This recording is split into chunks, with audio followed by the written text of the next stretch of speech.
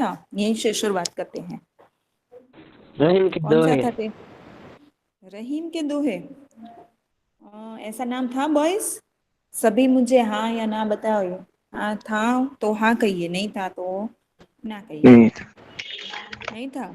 Okay, तो क्या नाम था? ऐसा नाम नहीं था तो क्या नाम था? रहीम के रहीम के दोहे। नहीं, ऐसा नाम नहीं था। हमारा लेसन जो है दोहे। उसका नाम रहीम नहीं, दोहे भी नहीं था। मैंने बार बार बताया था कल। नाम रहीम। भी आया था। नहीं, मतलब आप लोगों ने टेक्स्ट बुक खोली ही नहीं है। हाँ, नाइन्थ वर्ष के पास को तो सारी टेक्स्ट बुक होनी चाहिए, क्योंकि पूरा साल आपकी टेक्स्ट बुक चलती है। ऐसा नहीं था कि फर्स्ट सेम के में हो, सेकंड सेम में बदल गई हो। ऐसा नहीं था, सारी बुक्स आपकी ये ऐसे ही थी जो पूरा साल चलने वाली थी। एक ही टेक्स्ट बुक में दो सेम है, तो टेक्स्ट बुक तो होनी ही चाहिए ना बेटा आपके पास। क्या था उसका नाम? नीति के दोहे। क्या था? नीति के दोहे। और उसके कवि कौन थे? रहीम। हाँ, रहीम जी उसके कवि थे। और रहीम जी का परिचय हमने देखा था कि वे बहुमुखी प्रतिभा संपन्न व्यक्ति थे। यानी एक साथ कई सारे काम जो हैं वो रहीम जी कर पाते हैं। फिर उसके बाद हमने ये भी देखा था कि वे भारतीय संस्कृति के आराधक थे, यानी भारतीय संस्कृति में मानने वाले थे। मानव प्रेम के सूत्रधार थे, मानव प्रेम में विश्वास रखते थे। और उनकी भाषा के बारे में भी हमने देखा था कि ब्रज और अवधी के अलावा संस्कृत, पारसी आदि भाषाओं में भी उनका अच्छा खासा ज्ञान है। और इन सारी भाषाओं में वे लेखन कार्य कर पाते हैं। ये हमने उनके परिचय में देखा था। और फिर हमने उनके दोहे देखे थे। तो पहला दोहा हमने देखा था कि तरवर फल नहीं खाते हैं, सरोवर पियहि न पानी, कही रहीम पर काज हित, संपत्ति सुचहि सुजान। चलिए, इसका अर्थ फटाफट से कौन बताएगा, क्योंकि कल तो आपने बता ही दिया था। थोड़ा रिवाइज के लिए सिर्फ। मैं बताऊं। बोलो बेटा। जो वृक्ष होते हैं वो अपना फल नहीं खाते, जो सरोवर होते हैं वो अपना पानी नहीं पीते। इसी इसी तरह जो सज्जन व्यक्ति होते हैं वो अपनी संपत्ति में से भी दूसरों का हित सोचते हैं। Very good. कल भी आपने ही बताया था, मानव है ना, मानव। Yes ma'am. हाँ मानव, कल भी आपने ही ज्यादातर आंसर दिए थे। और आज भी मानव ही दे रहे हैं आंसर बॉयज। आज भी मानव ही आंसर दे रहे हैं। हाँ, आप लोग सुन रहे हैं ना कि मानव ही आंसर दे रहे हैं बेटा। तो ये देखा था हमने दोहे में कि वृक्ष जो हैं वो कभी अपने फल नहीं खाते हैं, सरोवर कभी अपना पानी नहीं पीता है।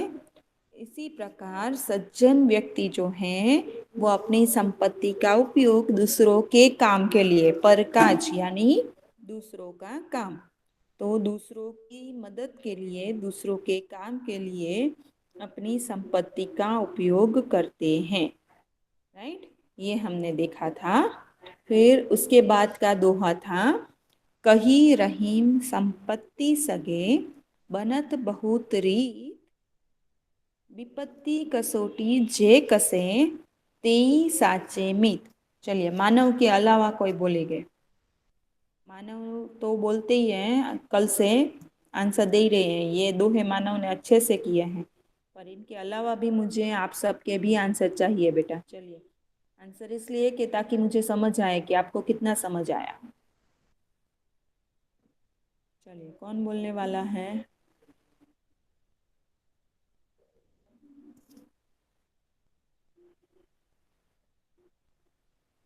बॉयज, आप आंसर नहीं दोगे ना आज, तो हम सच में लेक्चर यहीं ख़त्म कर देंगे। ठीक है? फिर ये लेक्चर इतना जल्दी क्यों ख़त्म हो गया, इसका आंसर आप जीवानी सर को देंगे, मालिका मिस को देंगे। मैं उन्हें यही बताऊंगी कि ये लेक्चर इतना जल्दी क्यों ख़त्म हुआ, आप बच्चों से पूछिए, है ना। आपको देना पड़ेगा आंसर। मैम मैं ऐसे मैं बताऊं? देख रही हूँ बेटा, आप लोग बहुत। मैम मैं हाँ, बताऊं? नाम बताओ पहले अपना बेटा। मानव। मानव, आप तो बोलने ही वाले हो, मुझे पता है, कल भी आपने बोले थे। पर मैं चाहती हूँ कि ये बाकी सब भी बोले, सबको आता मैम है मैं पर बोलूं? बोलना नहीं चाहते। हाँ मैम देखो, मैं सबको बोलूं? आता तो सबको है। चलो बोलो। रहीम कहते हैं कि जब अपने पास संपत्ति और सब कुछ होता है तो अपने पास अगे सगे और मित्र सब होते हैं, मगर जब हम कसौटी में, जब हमारी कसौटी होती है, मतलब जब हमारी परीक्षा विपत्ति। होती है, तब हम हमारे पास एक सच्चा मित्र ही होता है। यहाँ रहीम जी कहते हैं कि जब हमारे पास संपत्ति होती है तभी सभी लोग हमारे मित्र बनते हैं, सगे संबंधी बनते हैं। पर उन सबकी कसौटी तब होती है जब हम मुश्किली में हो, आपत्ति में हो, विपत्ति यानी आपत्ति। तो जब हम आपत्ति में हो तब उन सब की कसौटी होती है, और तब जो हमारा साथ देते हैं वही सच्चे मित्र होते हैं। साचे यानी सच्चे, वही सच्चे मित्र होते हैं। Okay, clear?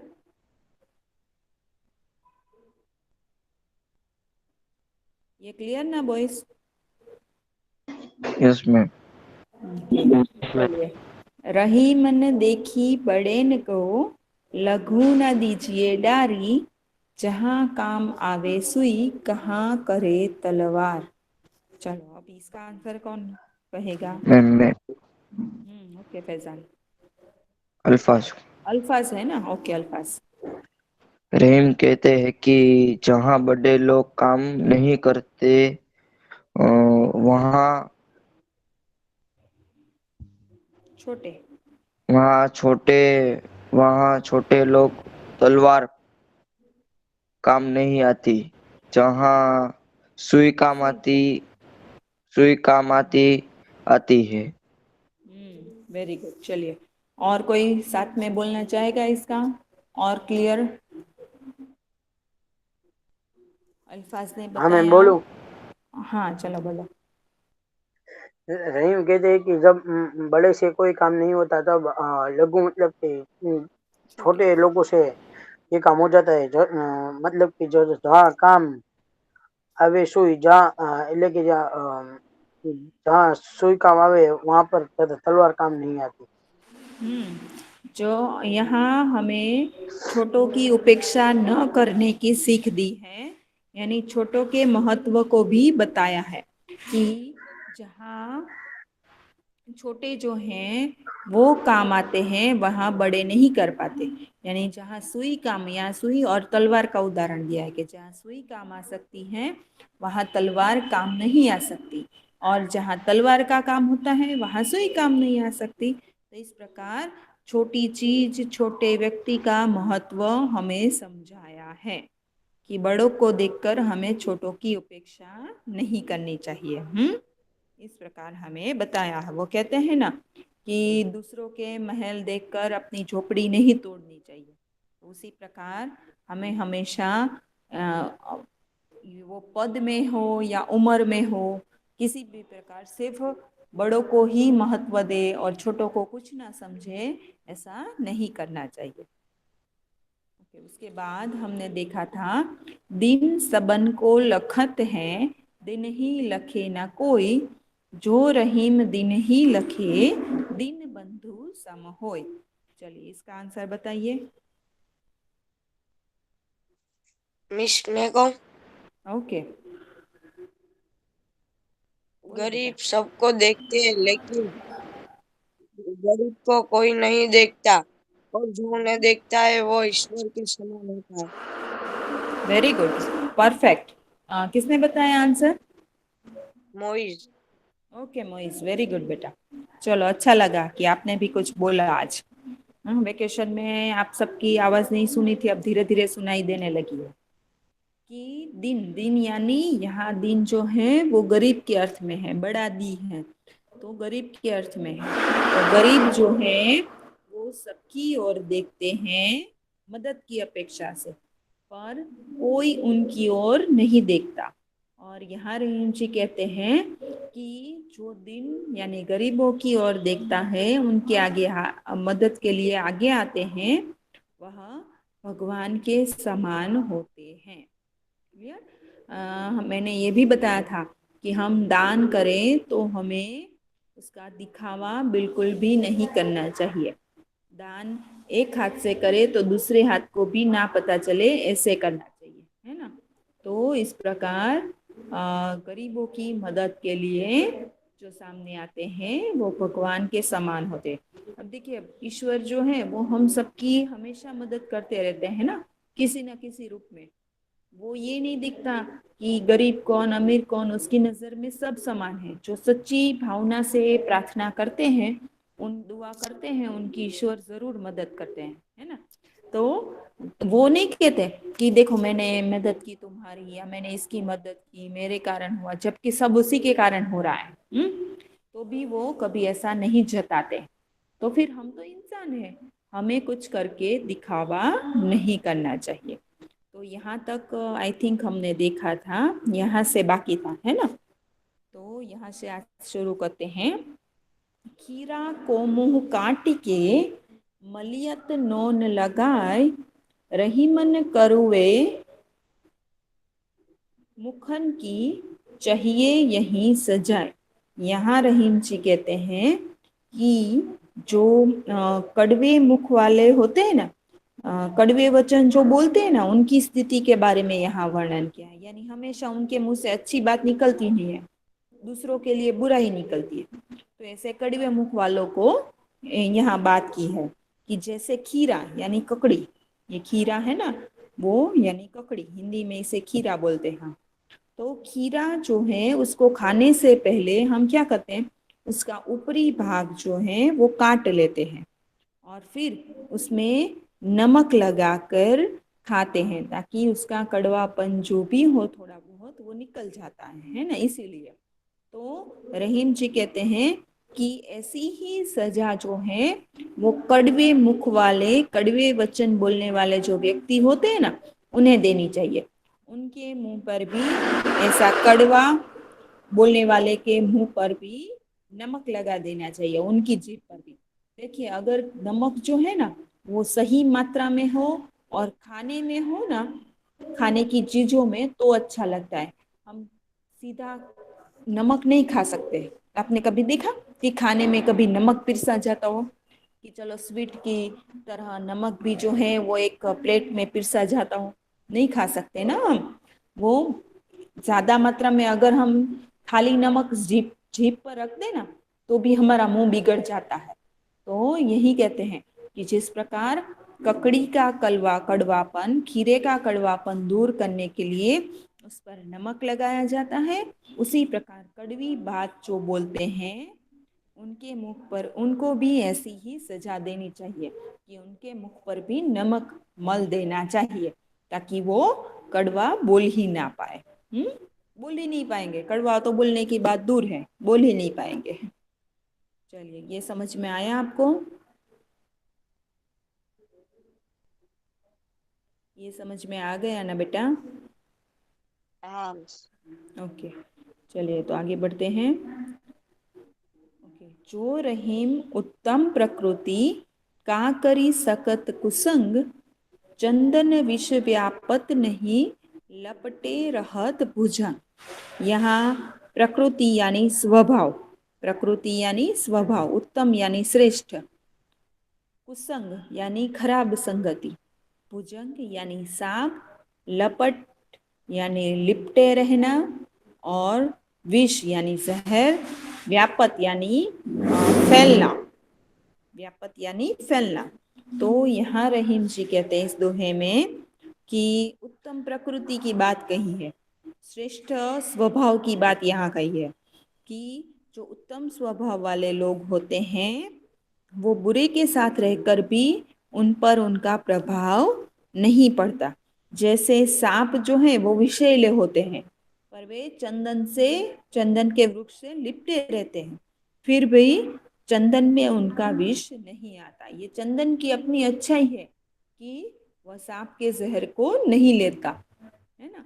तो उसी प्रकार जो अच्छे स्वभाव के व्यक्ति होते हैं वो कैसे भी बुरे लोगों के साथ रहे पर उनमें उनके जैसी आदतें नहीं होती। कभी कभी आपने सुना होगा कि मैम थोड़े दिन के लिए वो मेरा दोस्त बन गया था ना, इसीलिए मैं उसकी बातों में आ गया और मैं भी उनकी उसकी तरह होमवर्क नहीं करता था, खेलता रहता था, मैं थोड़ा बिगड़ गया था उसकी संगत में। ऐसा नहीं होता, ऐसा कुछ नहीं होता। ये आपके ऊपर है कि आप किसी के भी साथ रहो, पर आपको कैसा रहना है ये आपको तय करना है। आपको अच्छे बने रहना है या उसके जैसा बुरा बनना है, ये आपको तय करना है। क्योंकि आप में अब इतनी समझ तो होती ही है कि क्या अच्छा क्या बुरा ये आप तय कर पाओ। तो ये आपको सोचना है। आप चंदन के पेड़ को ही देखिए, उसके ऊपर हमेशा सांप लिपटे रहते हैं। आपने ये तो सुना होगा ना कि सांप जो है ना वो ज्यादातर चंदन के वृक्ष पर दिखेंगे। कहीं भी आप चंदन का वृक्ष देखेंगे ना तो उस पर सांप होंगे होंगे और होंगे ही। क्योंकि ये सांप की प्रकृति है कि वे चंदन के वृक्ष पर ही लिपटे रहते हैं। पता है क्यों? क्योंकि चंदन का वृक्ष जो है ना वो ठंडी होती है, उसकी प्रकृति ठंडक वाली होती है, इसलिए सांप को अच्छा लगता है, इसीलिए वो वहां लिपटे रहते हैं। तो जहां भी चंदन का पेड़ होगा ना वहां सांप होंगे। तो इस सांप कितने भी हो वहां पर उसका जहर जो है वो चंदन पे नहीं आता। हम चंदन की कितनी सारी सारी चीजों का उपयोग करते हैं ना, साबुन में आजकल चंदन का उपयोग होता है, इत्र में उपयोग होता है, स्प्रे वगैरह जो हम लाते हैं उसमें होता है, फिर औषधि के रूप में भी चंदन का उपयोग होता है। कई सारी प्रोडक्ट्स हम ऐसे यूज करते हैं जिसमें चंदन का उपयोग होता है। तो हमें कुछ हुआ, कभी ऐसा हुआ कि हॉस्पिटल ले जाना पड़ा और डॉक्टर ने बोला इस पे सांप का जहर है? नहीं हुआ, क्योंकि चंदन में सांप का जहर नहीं आता। चंदन अपनी अच्छाई जो है वो नहीं छोड़ता। तो उसी प्रकार मनुष्य को भी अपनी अच्छाई कैसे भी बुरे संगति के साथ रहे पर छोड़नी नहीं चाहिए। ये समझ में आया?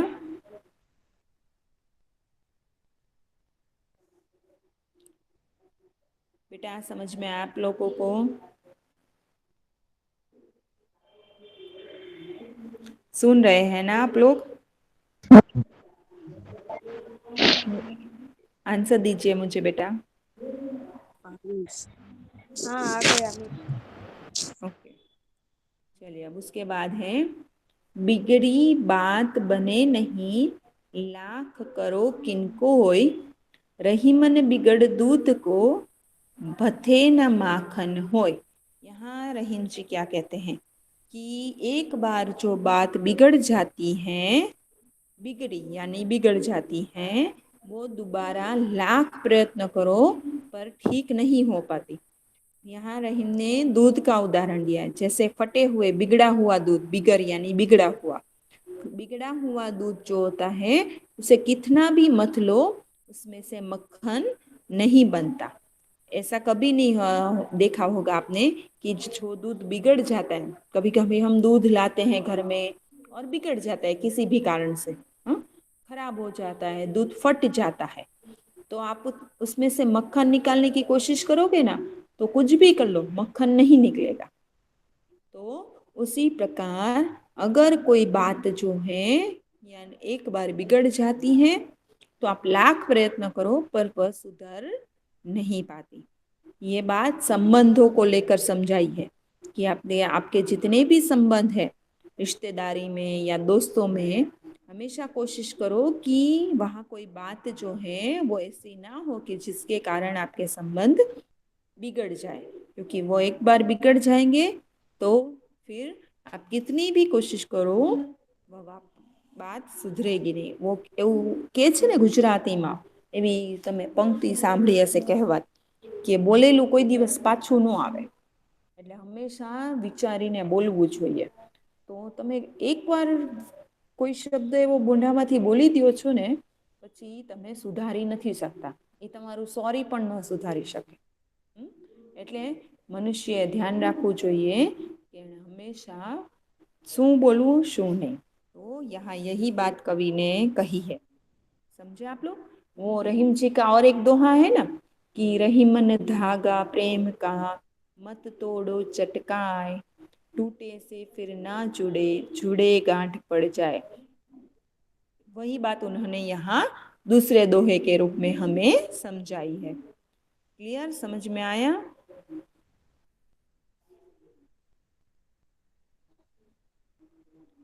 बस समझ में आया? यस मैम, समझ। ओके, चलिए, तो हमने 3 दोहे किए। ये दूध वाले उदाहरण का भी हमने दोहा किया, फिर उत्तम प्रकृति यानी उत्तम स्वभाव वालों का किया, और ककड़ी खीरे वाला उदाहरण वाला भी हमने किया। तो अब आप लोगों में से ये 3 दोहे का भावार्थ मुझे कौन समझाएंगे, अर्थ कौन बताएंगे, जैसे हमने कल किया था?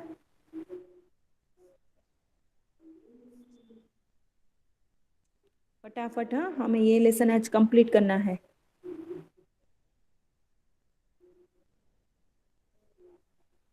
चलिए बोलिए, कौन बोलने वाला है? आफ्ताब है कि नहीं है?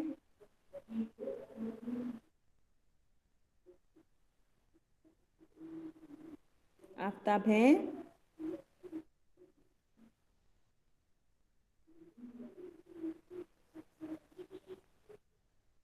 ओके, अल्फाज?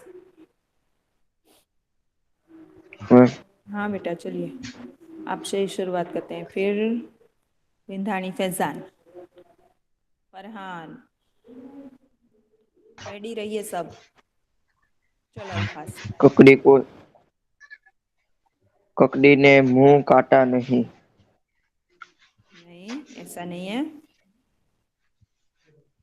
मैम एक इसमें बार कौन विचार। मानव?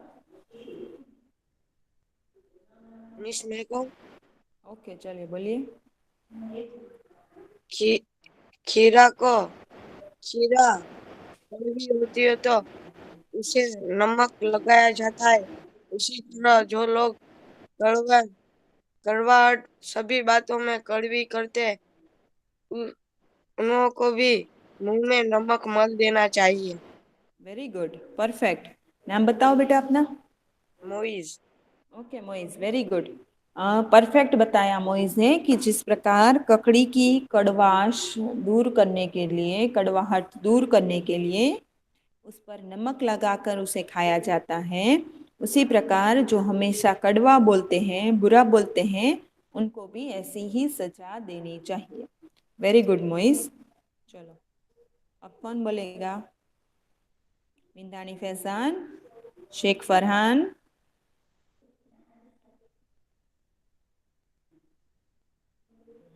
चलिए कौन बोलने वाला है?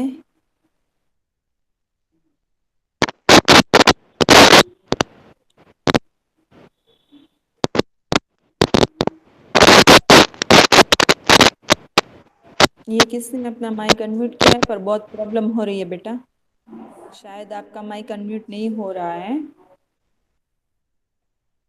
चलिए, कौन बोलने वाला है? फटाफट, मुझे आपके आंसर चाहिए, ऐसे चुप नहीं रहना है आपको, फटाफट बोलिए।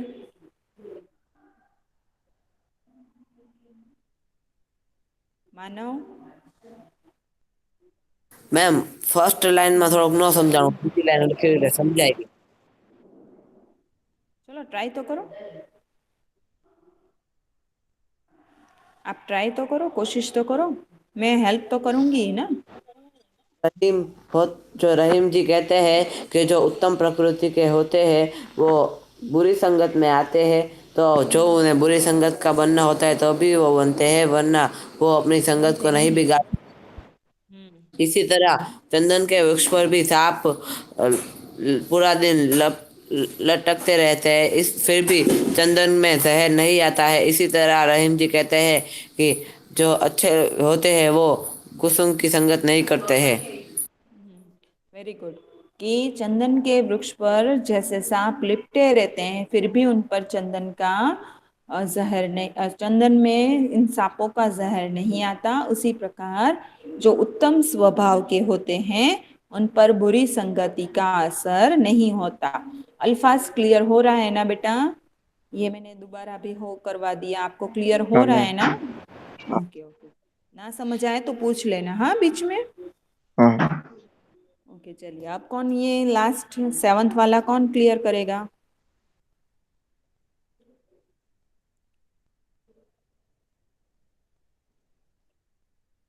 मोइस। मैम मैं बताऊं? चलो आप बताओ। जो चीज पूरी तरह से बिगड़ चुकी है उसे अगर हम लाख बार कोशिश करके भी ठीक करने की कोशिश करें तो वो नहीं हो सकते। इसी तरह रहीम जी कहते हैं कि जो दूध बिगड़ गया है उसे उसे आप कितना भी कोशिश उसमें आप कितनी भी कोशिश करें फिर भी उसमें से माखन नहीं निकलता। Very good.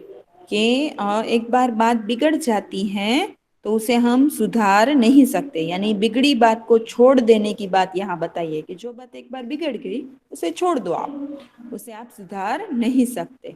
जैसे यहाँ दूध और मक्खन का उदाहरण क्या है कि जैसे फटे हुए दूध में से मक्खन नहीं निकल सकता वैसे।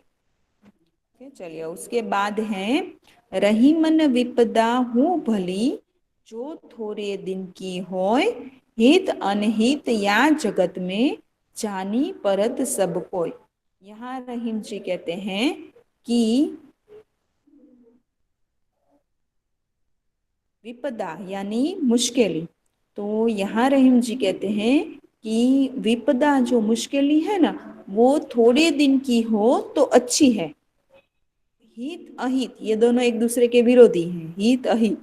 तो उस समय हमें पता चलता है कि कौन दुनिया में ऐसा है जो हमारा हितकारी है और अहितकारी।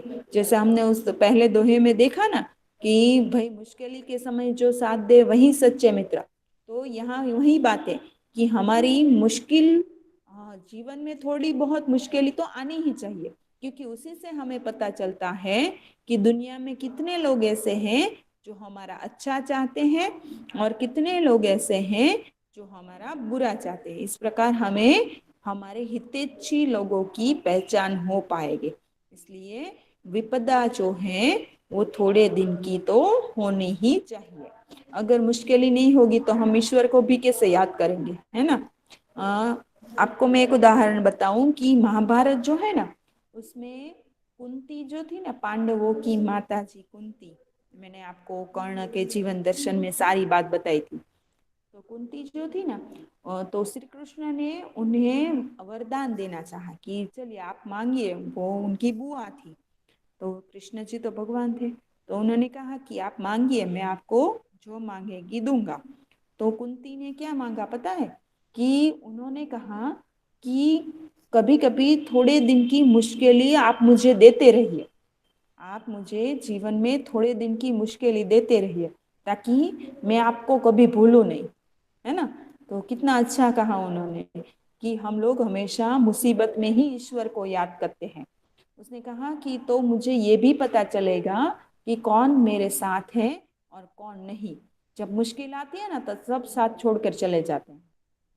उस दोहे में हमने देखा था ना, संपत्ति में सब साथ देते हैं, मुश्किल में सब चले जाते हैं, वही बात है।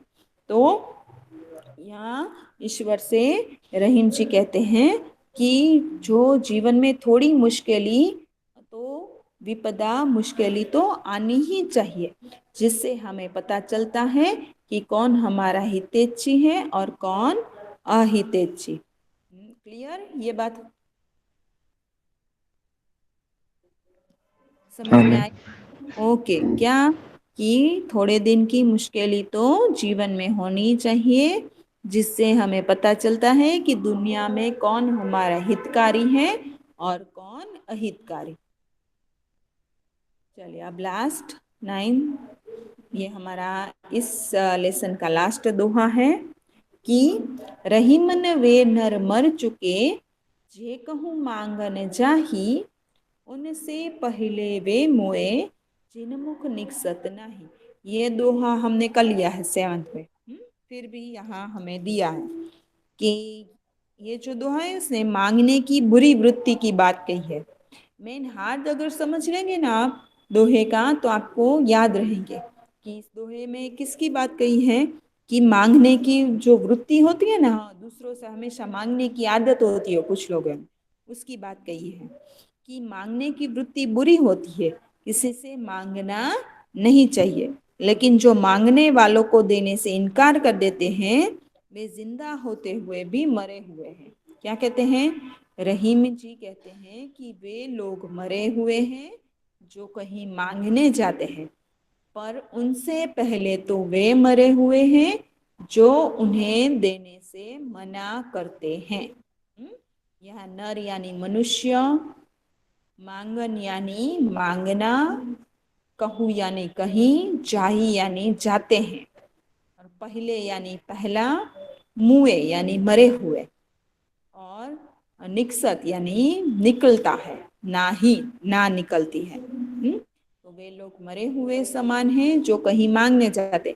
ईश्वर ने सभी मनुष्यों को कोई ना कोई कार्य कर सके उसके लिए हाथ पैर दिए हैं, बुद्धि दी है, पर फिर भी कुछ लोग ऐसे होते हैं कि वे काम करना ही नहीं चाहते, मांग के ही अपना गुजारा चलाना चाहते हैं। तो वे लोग मरे हुए समान हैं। पर उनसे पहले तो वे लोग मरे हुए समान हैं जिनके पास होते हुए भी वे उन्हें देने से मना करते हैं। उनके पास तो है नहीं इसलिए वो मांगते हैं, पर जिनके पास है वो तो ऐसे ही उन्हें ना देने के कारण, ना देना हो इसलिए मना कर देते हैं। क्लियर? ये समझ में आ गया दोहा? हाँ मिस। ओके, चलिए, तो यहाँ हमारे सारे दोहे जो हैं वो कंप्लीट हुए।